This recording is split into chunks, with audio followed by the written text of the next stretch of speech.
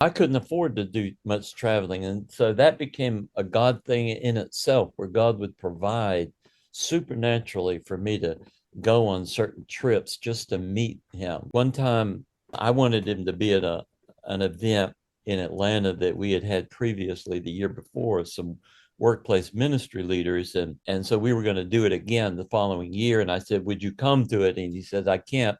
I'm hosting a conference on the island of Cyprus. And he says, why don't you come to that? And I kind of laughed, like almost like Sarah laughed at being pregnant at 90 years old. And I said, Gunnar, I can barely go to the grocery store. How am I going to come to Cyprus? And I kind of laughed and didn't laugh, right? Hmm.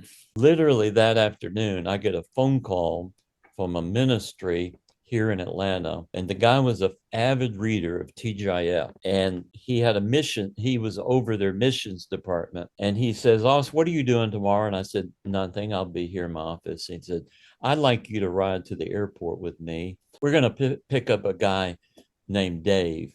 He's flying in from Cyprus.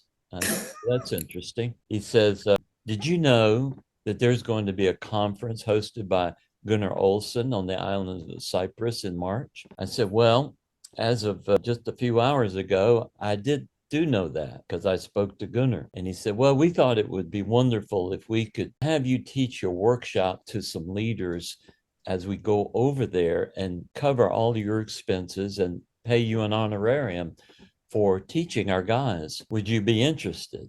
And I said, well, I have to pray about that. Of course, I didn't have to pray about that.